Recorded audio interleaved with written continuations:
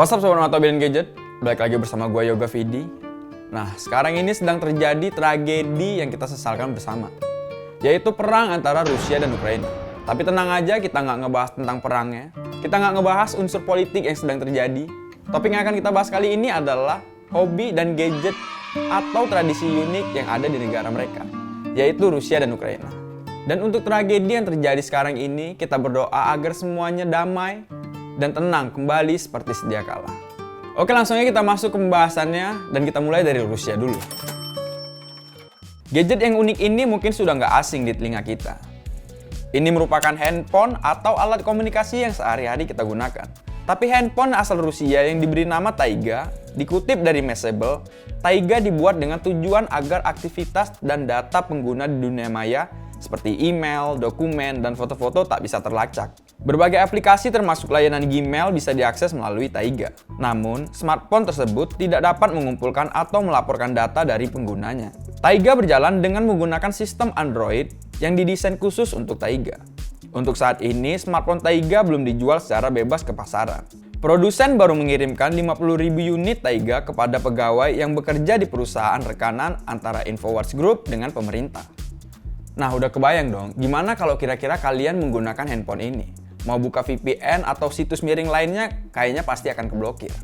Oke, barang unik kedua dari Rusia ini bernama Imperial Porcelain, atau benda yang terbuat dari keramik biasanya. Tapi yang bikin unik di sini adalah ternyata porselen buatan Rusia ini udah ada sejak 2 abad yang lalu. Dan keaslian dari produk porselen Rusia ini sangat dijaga oleh mereka.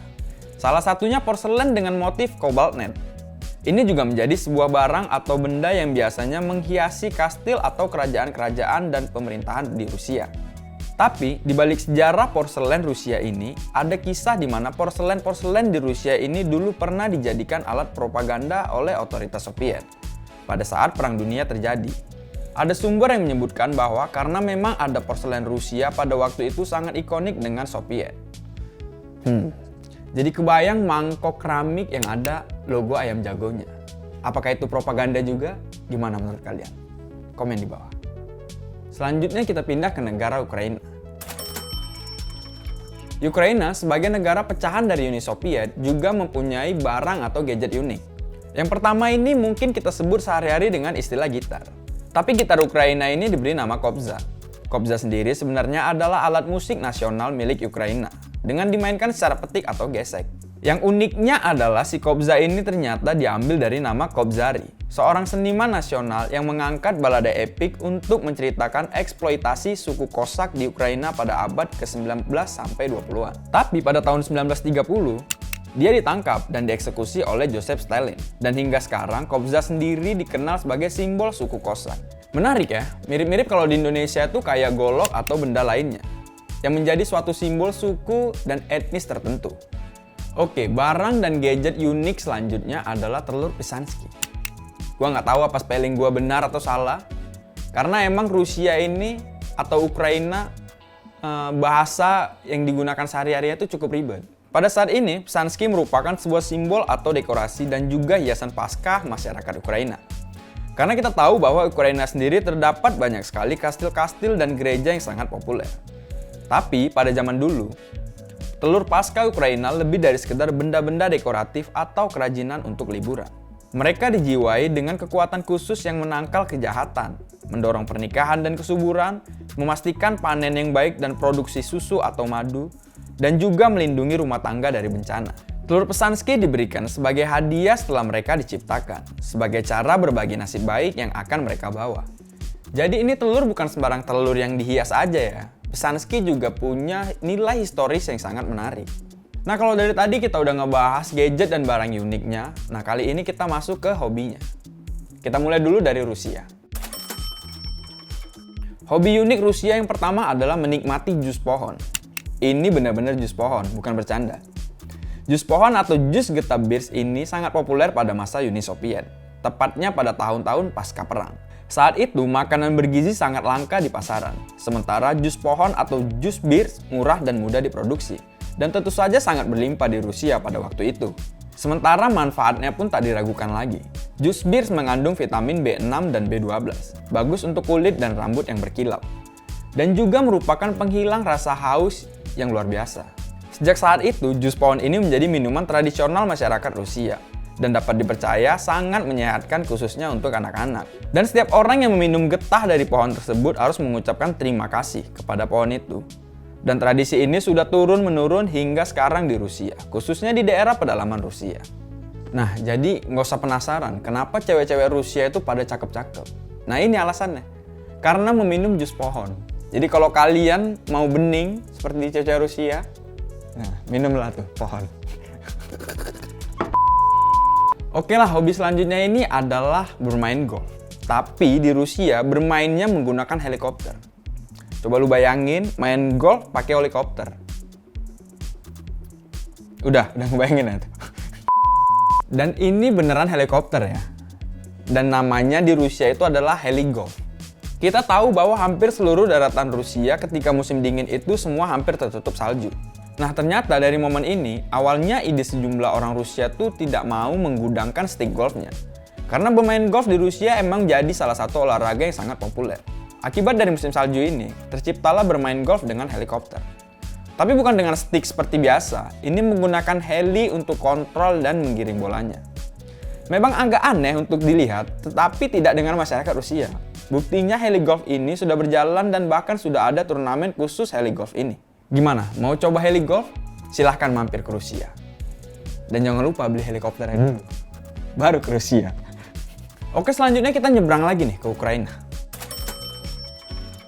Hobi dan tradisi unik pertama dari Ukraina adalah lompat api Ivan Kupala. Atau biasa disebut Kupala Night. Nah, Ivan yang dimaksud bukan Ivan Gunawan. Secara tradisional, muda-mudi mencari calon suami dan istri. Pada perayaan ini, semua ini tentang perjodohan. Dewasa ini, Ivan Kupala tak lebih dari sekedar malam perayaan yang meriah. Namun, beberapa orang masih menjunjung tinggi tradisi ritual kuno. Sebelum perayaan, orang-orang yang percaya pada tradisi ini akan membakar kayu wormwood.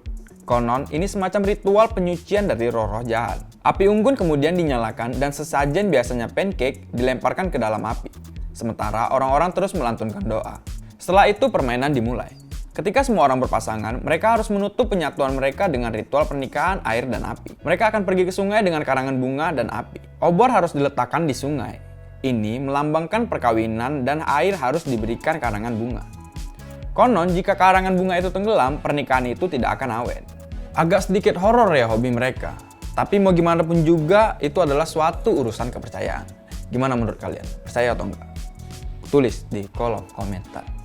Nah, yang selanjutnya ini, buat kalian yang hobi kopi, kayaknya wajib mampir nih ke Ukraina. Tapi setelah konflik selesai, saya sarankan. Karena ada kedai kopi tertua di Eropa, atau yang biasa kita sebut warkop, warung kopi. Sejumlah pihak meyakini bahwa Yuri Kulczycki, nah ini dia nih, yang tadi saya sebut bahwa spelling nama-nama orang Eropa Timur itu emang rada rumit. Jadi kalau misalkan salah spelling saya, mohon dimaafkan. Yuri Kulczycki ini adalah seorang pahlawan perang Ukraina yang menyeduh secangkir kopi pertama di Wina, Austria pada tahun 1680-an. Saat ini, budaya kopi Ukraina yang intens terlihat jelas di Lviv, sebuah kota abad pertengahan yang kini menjadi rumah bagi ratusan kedai kopi. Yang uniknya adalah, hobi ngopi si Yuri Kulczycki ini ternyata sudah ada di zaman perang Soviet. Bahkan sejumlah saksi mengatakan, si Yuri ini bahkan terlihat sedang menikmati kopi di medan perang. Nah, sejumlah pihak juga meyakini dan menyematkan si Yuri ini sebagai bapak kopi Ukraina. Nah, kalau kita lihat-lihat nih, ternyata si Ukraina ini negara yang chill juga. Karena pada saat perang, si Yuri ini sambil ngopi. Mirip-mirip pas kejadian bom di Sarina. Banyak pedagang Starling, kopi Starling, pada keliling-keliling, padahal lagi ada bom. Mantap emang. Ngopi dulu lah. Oke lah, itu dia tadi barang dan gadget atau hobi unik yang ada di negara Rusia dan Ukraina. Nah, terlepas kejadian yang menimpa Rusia dan Ukraina ini, kita berdoa agar semuanya tetap baik-baik saja dan kembali seperti sedia kala. Tetap damai dan tenang.